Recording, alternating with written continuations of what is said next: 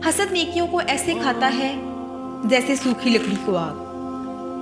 حدیث پاک صلی اللہ علیہ وآلہ وسلم کا مفہوم ہے جسے آج شاید ہر ایک شخص نے بھلا دیا ہے۔ اگر آپ اپنے معاشرے پہ نظر ڈالیں تو 99% لوگ ایک دوسرے سے حسد کر رہے ہیں، جلن محسوس کر رہے ہیں۔ شاید ہمیں اویئرنیس نہیں ہے، یا اگر اویئرنیس ہے تو ہم خود پر اپنا قابو نہیں پاتے۔ ہم جان بوجھ کر ہی گھر میں بیٹھے بیٹھے جیلسی فیل کرتے ہیں، حسد کرتے ہیں اور اپنی نیکیاں ختم کرتے رہتے ہیں۔ کیا کبھی آپ نے سوچا ہے کہ قیامت والے دن اگر آپ کی نیکیوں کے پلڑے میں ایک بھی نیکی نہ ہوئی تو آپ کیا کریں گے؟ صرف ایک حسد کی وجہ سے کہ فلاں شخص کو ایک عہدہ مل گیا، یا فلاں شخص کو اس نے گھر لے لیا، کار لے لی، اس کو اللہ نے نواز دیا اور آپ اس سے حسد کرنے بیٹھ گئے۔ آپ یہ بھی تو کہہ سکتے ہیں نا کہ اللہ آپ کا بے شمار شکر ہے، آپ نے اس کو عطا کیا، آپ مجھے بھی عطا کریں، آپ اس کے نصیب میں بہتر کریں۔ لیکن ہماری ایسی سوچ نہیں ہے۔ ہم نے اپنی فطرت میں یہ بات بٹھا لی ہے کہ ہم نے حسد کرنا ہی کرنا ہے۔ اسپیشلی یہ خواتین میں پایا جاتا ہے، اور یہ خواتین اس بات کا مائنڈ نہ کریں، کیونکہ میرے خیال سے اگر اس کا ڈریس اچھا ہے، یا اس نے مارکس اچھے لے لیے ہیں، یا وہ خوبصورت زیادہ ہے، تو آپ گھر بیٹھے بیٹھے جل رہی ہوتی ہیں، جیلس ہو رہی ہوتی ہیں۔ بھئی آپ کیوں جیلس ہو رہی ہیں؟ اس کو تو معلوم بھی نہیں ہے کہ آپ اتنی ذہنی پسماندگی کا شکار ہو چکی ہیں، آپ کے پاس ذہنی سکون نہیں رہا اس کی وجہ سے۔ صرف آپ اپنا نقصان کر رہی ہیں، نہ صرف ذہنی انتشار بلکہ آپ اپنی نیکیاں بھی ضائع کر رہی ہیں۔ اور نیکیاں کمانا آج کل کوئی اتنا آسان نہیں ہے کہ آپ اس کو حسد کے چکر میں لٹا دیں۔ اپنی اس عادت کو کنٹرول کیجیے، اپنی اولاد کو سکھائیے۔ جب آپ اپنی اولاد کو ہی یہ بات بتائیں گے کہ فلاں شخص سے، ان کے سامنے یہ بات کریں گے، سپوز کر لیں میاں بیوی بیٹھے آپس میں باتیں کر رہے ہیں اور یہ کہہ رہے ہیں کہ فلاں شخص نے یہ چیز لی ہے، پتہ نہیں اس کو کیسے مل گئی، اس کو اللہ نے عطا کی، اور یہی آپ کی اولاد نوٹ کرتی ہے، اور آگے جا کے یہ سلسلہ نسل در نسل چلتا رہتا ہے اور ہم اس پہ قابو نہیں پا سکتے اور اپنی نیکیاں کمواتے ہیں۔ حسد اصل میں اللہ کی تقسیم سے اعتراض کرنا، اللہ کے فیصلوں کو نہ ماننا ہے۔ آپ اللہ کے فیصلے کو نہیں مانتے جب آپ حسد کرتے ہیں۔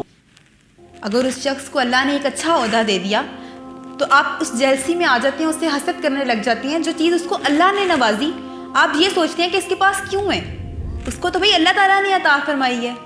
آپ کو بھی یہ عطا ہو سکتی ہے اگر آپ صبر کریں، آپ محنت کریں، حسد نہ کریں، خوش ہوں، کسی کو دیکھ کر خوش ہوں۔ یقین کریں دلی سکون ملے گا آپ کو۔ آپ کی زندگی میں آسانی ہو جائے گی، زندگی آسان ہو جائے گی آپ کی۔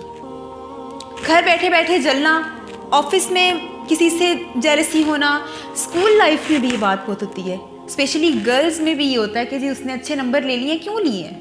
تو بیٹا آپ بھی محنت کرو، آپ بھی لے لو، اس میں جلنے والی کیا بات ہے؟ اس کو تو اللہ تعالیٰ نے عطا کی ہے، اس نے محنت کی تھی، آپ بھی محنت کرو، آپ بھی پہنچ سکتی ہو اس لیول پر۔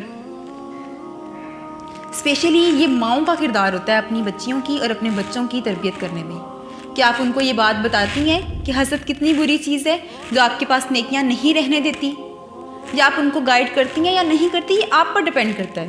اور قیامت والے دن اس سے آپ سے یہ سوال کیا جائے گا کہ کیا آپ نے اپنی اولاد کو یہ بات سکھائی کہ حسد نیکیوں کو اس طرح کھاتا ہے جس طرح سوکھی لکڑی کو آگ، یا نہیں سکھایا؟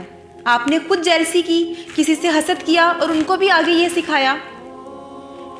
ماں باپ کی بہت بڑی ذمہ داری ہے، اور یہ وہ ذمہ داریاں ہیں جن کو آپ جواب دیں، اللہ کو آپ نے جواب دینا ہے۔ اگر آج اپنی اولاد کی آپ اچھی تربیت نہیں کرتے تو اس کے لیے آپ جواب دیں کہ آپ نے ایسی حرکت کیوں کی جو آپ کی اولاد نے سیکھی اور نسل در نسل یہ چلتی رہی۔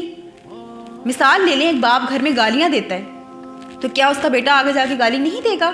بالکل دے گا، اور یہ سلسلہ نسل در نسل چلتا رہے گا، اور گناہ گار سے وہ ایک شخص ہوگا جس کی وجہ سے اگلے شخص نے اس کے بیٹے نے گالی دی، اور پوری نسل کا گناہ اسی شخص کے سر پر جائے گا جس نے پہلی دفعہ گالی دی۔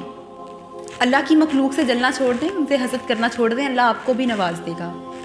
ایک ذہنی سکون کے لیے کسی سے حسد کرنا یہ شیطانی کام ہے۔ انسان کبھی کسی سے حسد نہیں کرتا، شیطان حسد کرتا ہے نا، جیسے ہماری نیکیوں سے حسد کرتا ہے، وہ چاہتا ہے ہمیں نیکیاں نہ کریں، تو ایک انسان کبھی ایسا نہیں چاہ سکتا کہ وہ حسد کرے۔ حسد کرنا شیطان کا کام ہے۔